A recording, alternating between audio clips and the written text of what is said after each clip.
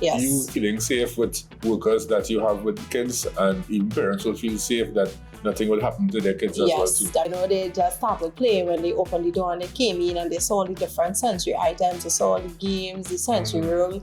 They did not want to leave. I love it. Thank you. And this transparency that we provided, many schools wouldn't provide it because they know to themselves that they don't know exactly what is happening and they think that something could happen. So it's like they don't want parents to see. That will also take time because it's the right fit. The environment must be safe, it must be secure, it must be fully fenced. Hi, Nikita. Hi, good morning. Good morning to you. So it's really fascinating that you have a business for special needs children and also for regular children. But I want to find out from you, what made you got into this business? Tell us your story behind it. Well, actually, this was a plan that I had written on paper since 2020. And then COVID came and, it kind of, changed my direction with respect to this because, we had a lot going on. Yeah. So I grew up with my grandmother and she always told me, you have to write your goals, write everything down, and then, you work towards it and, it will materialize. So it was something that I wrote a whole business plan for it. And actually in 2019, I had experience with an autistic child. And, it really recreated my love for it. It really opened my eyes.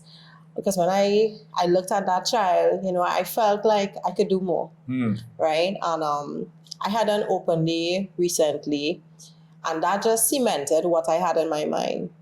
Parents came and they brought their little ones. And when I looked at those children, they were really sweet children, if very smart. Yeah.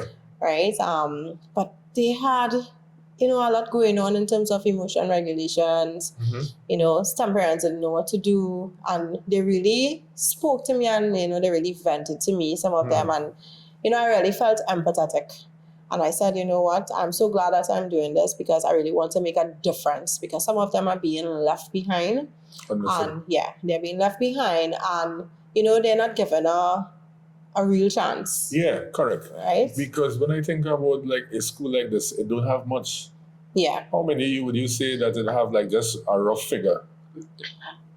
Well, I mean, with respect to if we do a ratio to the regular preschool, it's very, much in the minority. Understood. Yeah. And when it is that you formulated the school, what about the government assistance? Will you reach out to government? Yeah, I did reach out to the Ministry of Education, which would have been the private schools division. Yeah. And they indicated that they no longer do that. Apparently, sometime in the past, they used to do it. And I think that's how some of the government ECCs would have come about, right, where they subsidize fees for the children. Right, but they said that they no longer did it. So I basically had to do everything out of pocket, which was quite expensive because the vision I had for the school, it wasn't a regular preschool. I wanted to provide an environment where they felt safe, an environment that catered to their needs. So I tried to cater to children of different needs because, as we know, some children learn differently and some express themselves differently. So some would express themselves through art, through dance, through drama, through singing, through writing. So I try to meet all those needs so that every child will be able to learn and express themselves. And one thing about safety is so paramount, and I can see that each room basically has cameras. So yes, you feeling safe with workers that you have with the kids, and even parents will feel safe that nothing will happen to their kids as well too. Definitely. And that's something very important because many schools have teachers who actually abuse children, and that could cause a problem with parents as well. So with respect to that, the staff that I have so far, they are very nice, very nurturing, very experienced. So I don't foresee any issues in that area. And they have experience in this field for special needs. And they are also qualified with their bachelor's degree in special needs. With respect to the cameras, I decided to give parents access to the classroom cameras as well as the Okay. outdoor play area. I like that. To give them that peace of mind. Yeah. Because especially with these type of children, some parents will be a bit apprehensive Yes. and they might be a bit anxious while at home, wondering, I wonder what's happening with my child. It's true. You know, is he being taken care of properly? Is he being hurt? You know, is he being neglected? So I want parents to know that, you know, at the school, they can log in anytime. They could check in on their loved ones and see that, hey, you know, they are being well taken care of. And this transparency that you provided, you know, many schools wouldn't provide it because they know to themselves that they don't know exactly what is happening and they think that something could happen. So it's like they don't want parents to see. But as you providing that now, the parents will feel much safer. Yeah, and yeah. that is the idea behind it. Yes. So that's yes. something great that you are creating. Exactly. You know? And part of my strategy as well with the parents is not just giving them that peace of mind, it's also about parent engagement and parent involvement. So I have an open door policy where, you know, any issues they have, Right. feel free to call me. I'm a night owl, so they can call anytime. that. Yeah. They can message.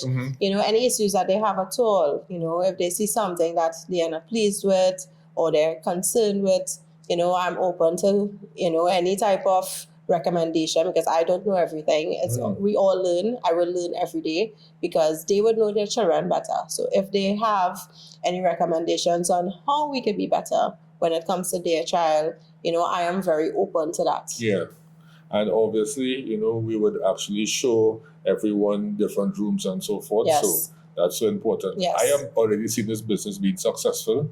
And kudos to you on that because this is something that you're not just doing to earn an extra dollar, but you really seeking the needs of Yes. children that may be neglected, Yes. which I'm is very most passionate. important. I'm very And I can passionate. see it because the things that you bought and, you know, you mentioned that you imported all these items, it's tremendous because you can't get half of these things locally here. So Yeah.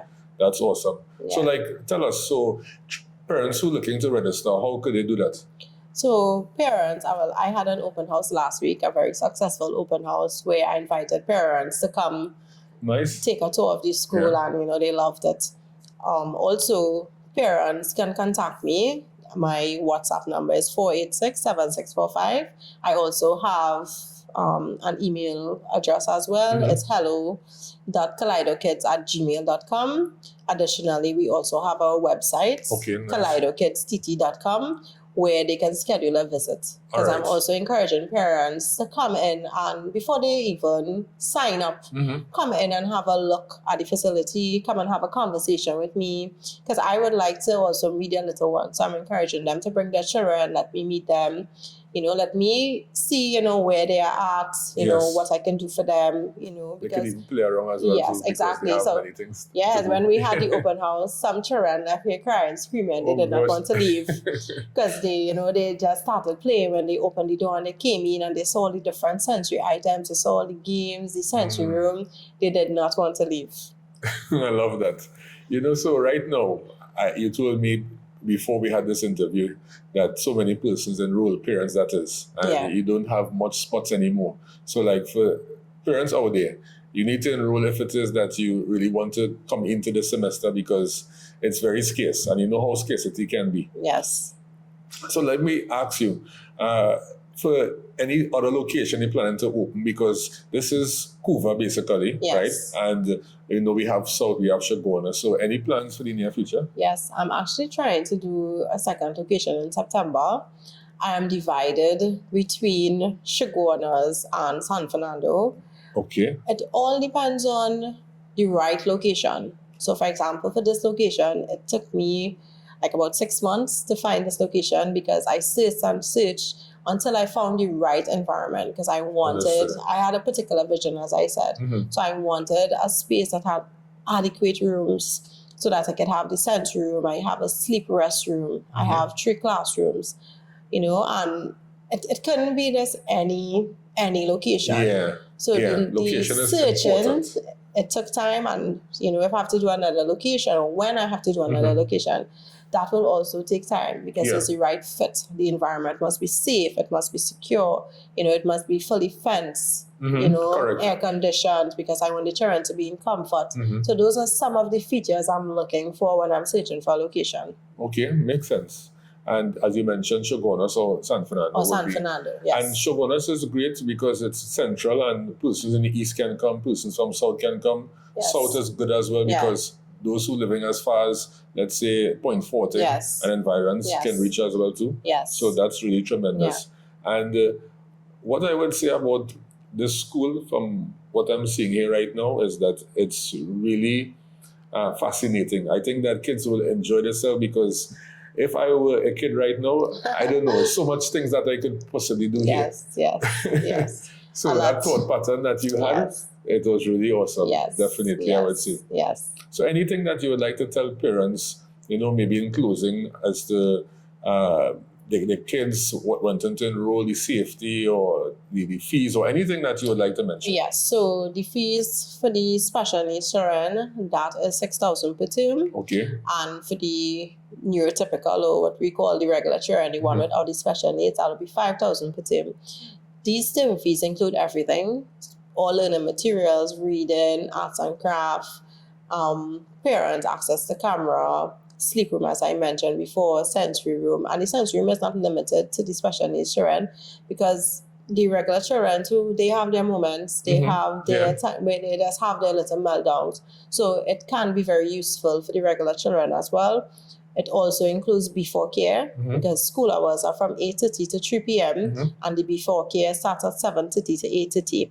And I did that because there are some parents, they find a preschool, but it's very challenging in terms of the pickups, the drop-offs, So I try to cater for those parents. So a parent probably, let's say, working within the area and has to get to work for 8 a.m. They can drop off their child at 7:30. Okay. Right, and get to work on time. And I mean, 3 o'clock is still a reasonable time, where some preschools, they over at 1 or 2, and then, you have to look for aftercare for that child. Some parents work 7 to 3. So, 3 o'clock is okay. And I also offer aftercare as well. Right. From 3 p.m. to 6 p.m. for an additional fee. So some children would enroll in that program for the parents who work long hours. Yeah. Right? So those are some of the things being offered. So the child basically has to just come to school. In terms of safety as well, a fire system was installed. So I have smoke detectors, fire extinguishers, pull station, horn and strip system. So in the event of anything, we can sound an alarm. The neighbors have been alerted as well, right? Yeah. Because staff is also going on a fire warden training so that they can safely evacuate the children in the event of an emergency. I do not have any open flames. I would not be putting a stove at the school, right? Because I'm trying to minimize the risk at all costs. Additionally, staff will be doing drills with the students once a month. And this is just to put them in a frame of mind in the event there's an actual emergency. So the children will be calm and they will be accustomed. I think they will enjoy the fire drill. They will enjoy it because they will think it's a game, right? Correct. Yeah, they will not know the exactly. difference. And the staff will know how to calmly get them out in the event of an emergency. So this is something that will be incorporated within their schedule. And let me clarify for parents out there. You said 6,000 and they don't have to pay anything else. No books, just anything. A uniform. Just so the school has a uniform, but I have outsourced that. Right. That uniform will be purchased at Gora's in Balmain, Vancouver, and that uniform, the top and the pants, and the girls will be wearing pants, skirts, and a top. That will be $100 each for the entire uniform. So parents could go there and measure. That will be available from April 7th for parents to purchase.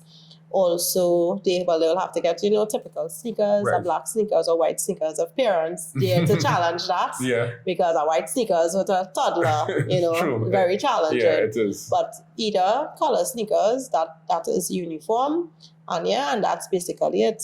And let's reiterate when it is that the semester is starting and also how many remaining spots that you have available. So the semester starts, the term for next term, it starts April 13th.